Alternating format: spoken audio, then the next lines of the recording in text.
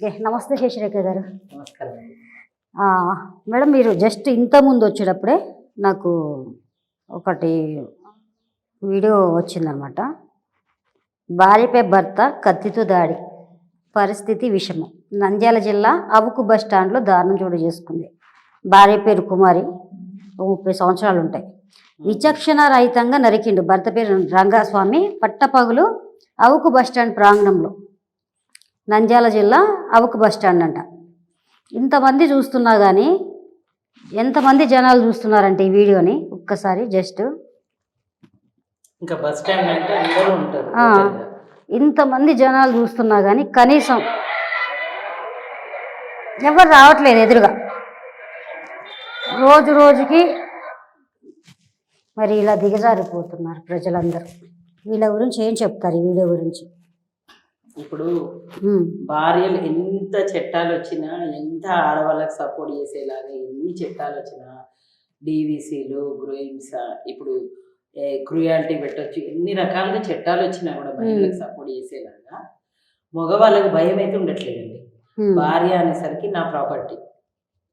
ఇప్పుడు ఈ విషయం గురించి అంటే మనకు ఈ ఇన్సిడెంట్ జరిగిన తర్వాత గొడవ ఎందుకు జరిగింది అన్న డెప్త్ విషయం మనకి ఇంకా పూర్తి స్థాయిలో బయటికి తెలియదు. ఇది ఈ రోజే జరిగింది కాబట్టి ఎంత జరిగినా కూడా ఒక భార్యను అంత దర్జాగా, అంత పెద్ద కత్తి, కొబ్బరికాయలు నరికినట్టు నడి రోడ్డు మీద బస్ స్టాండ్ లో నరకొచ్చు అన్న ధైర్యం ఎక్కడ నుండి వచ్చింది అతనికి? ఆ కత్తి కూడా కొబ్బరికాయ నరికే కత్తి. అంత ధైర్యం ఎక్కడిది? అంటే ఒక మనిషిని, తన భార్యను, పెళ్లి చేసుకున్న భార్యను, మరి అతనికి పిల్లలు ఉన్నారా లేరా ఇంకా మనకు తెలియదు, అంత ఓపెన్ గా పబ్లిక్ లో నరికినా నన్ను ఎవరు ఏమన్నారు? ఇప్పుడు ఆయన ఏదో నా ప్రాపర్టీ అనుకోవడానికి, చంపుకోవడానికి ఇచ్చారా ప్రాపర్టీని? కాదు కదా. కాదు కదా. అయితే ఏ రీజన్ అని ఉండొచ్చు, ఇప్పుడు మనకు తెలియదు. మనకు చట్టాలు ఉన్నాయి, పోలీస్ స్టేషన్ ఉంది. ఆమె మీద అతనికి ఏదైనా కుప్పం ఉన్నా, వాళ్ళిద్దరి మధ్య ఏమైనా ఉన్నా చక్కగా విడిపోవచ్చు అండి. విడాకులు ఉన్నాయి కదా. నీకు నీ భార్య వద్దు, ఆమెకంటూ సపరేట్ లైఫ్ ఉంది కదా, ఆమెకు పిల్లలు ఉంటారు, లేదా ఆమెకంటూ జీవితం ఉంటుంది. మీ ఇద్దరి మధ్య ఏ గొడవ ఉన్నారో డైవర్స్ చేసుకోవచ్చు, విడిపోవచ్చు. కానీ ఒక మనిషి జీవితాన్ని ఎండి చేసి చంపే రేట్ ఎక్కడిది మనిషికి? ఆ మనిషికి చంపే రేట్ ఎక్కడి నుంచి వచ్చింది? ధైర్యం ఎక్కడ నుండి వచ్చింది? అసలు ఒక కత్తి తీసుకొని వచ్చి ఓపెన్ గా చాలా వరకు పబ్లిక్ లో డేర్ గా ఏ నేరమైనా చేయొచ్చు అనే స్థాయికి వచ్చింది జనాలు ఈజీగా. ఇప్పుడు చాలా సార్లు మనం చూస్తున్నాం. ఒక ఇంతకుముందు కూడా చూసాము, ఒక కాలేజ్ స్టూడెంట్ కూడా నరికిండ్రు పెట్రోల్ పంప్ లో పట్టపగలు. ఇప్పుడు దిశ రేప్ ఇన్సిడెంట్ లో అయితే, దిశ రేప్ ఇది రేపు కాదు, దీనికి సంబంధం లేదు, కానీ అది కూడా ఏంటి, రోడ్డు మీదనే అమ్మాయిని తీసుకొని వెళ్ళిపోయిండ్రు. చక్కగా లారీ డ్రైవర్లు రేప్ చేసిండ్రు, పెట్రోల్ పోసిండ్రు. అది జరిగిన తర్వాత తెలుస్తుంది జనాలకి. నడి రోడ్డు మీద నరికిన, ఇంతకుముందు ఒకసారి జంట హత్యలు, న్యాయవాదుల్ని కూడా నడి రోడ్డు మీద నరికిండ్రు. మీకు ఐడియా ఉండే ఉంటుంది. న్యాయవాదులు ఇద్దరిని, భార్యాభర్తలు ఇద్దరు హైకోర్టు న్యాయవాదులే, వాళ్ళిద్దరిని కూడా ఇక్కడ అత్తాపూర్ దగ్గర వామన్ రావు దంపతులు హైకోర్టు న్యాయవాదులు. అయితే రోడ్డు మీద చంపొచ్చు అంటే మన దగ్గర వచ్చిన స్వతంత్రాన్ని ఎలా వాడుకుంటున్నారు?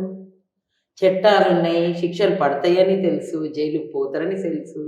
ఇప్పుడు చంపడం అనేది ఇది మర్డర్ అండి, IPC 302. అందులో క్రూయల్టీగా వెపన్ తోటి ఇంకా కొన్ని సెక్షన్స్ యాడ్ అవుతాయి, 324 యాడ్ అవుతుంది, ఇంకా కొన్ని సెక్షన్స్ యాడ్ అవుతాయి.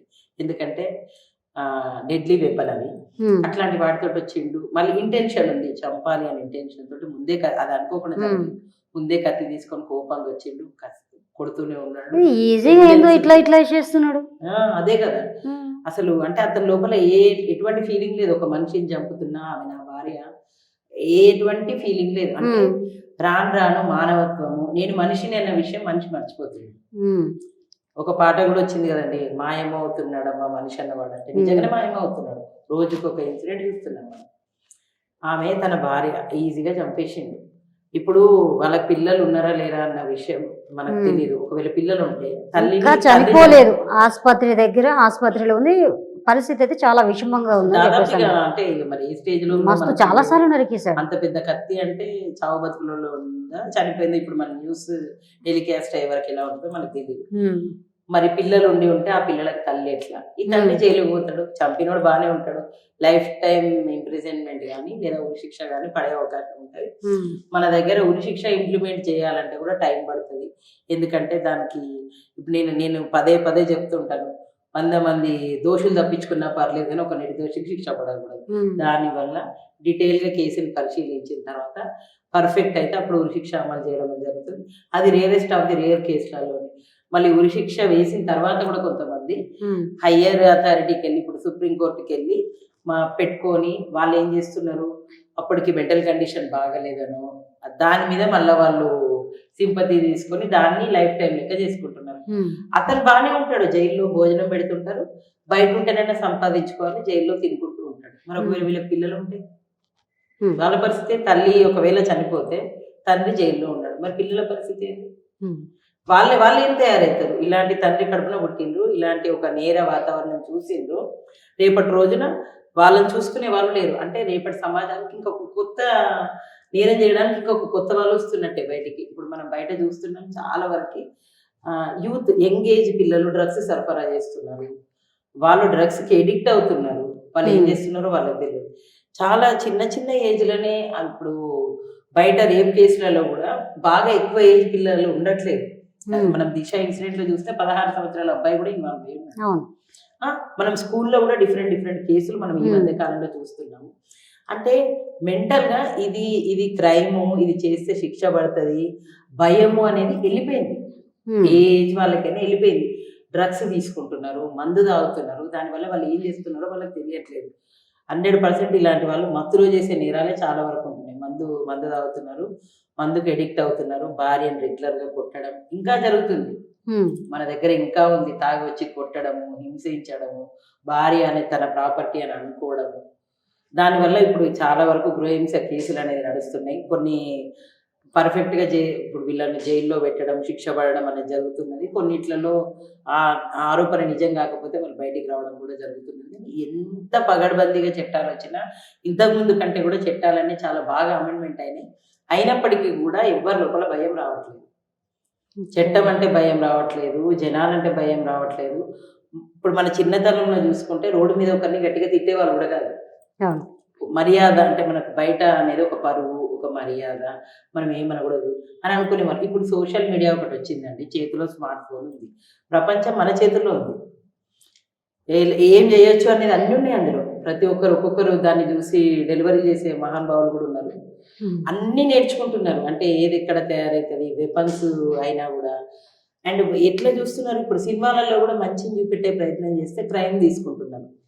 అశ్లీలత ఎక్కువైపోయింది సినిమాలలో, డ్రగ్స్, మందు, అంటే మొత్తం సమాజాన్ని చెడగొట్టేటి చాలా దగ్గరకు వచ్చింది.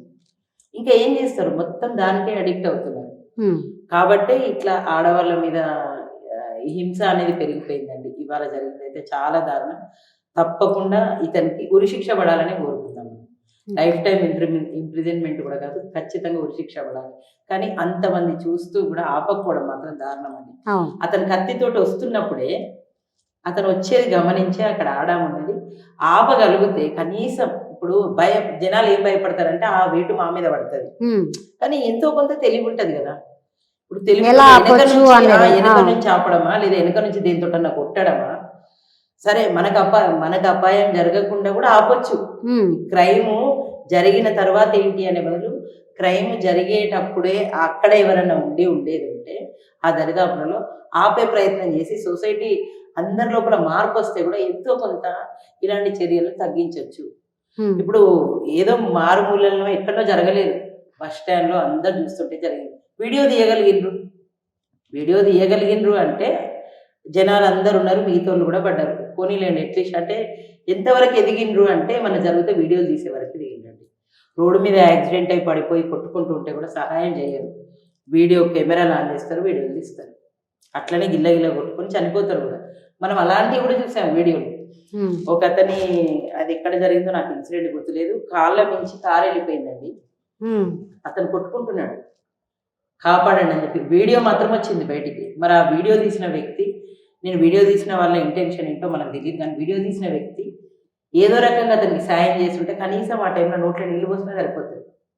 ఇంత దారుణంగా కొట్టుకుంటున్నాడు, కాళ్ళ మించి కారు వెళ్ళిపోయింది. ఆ వీడియో మనం ఇంతకుముందు చూసాము, చాలా వైరల్ అయింది.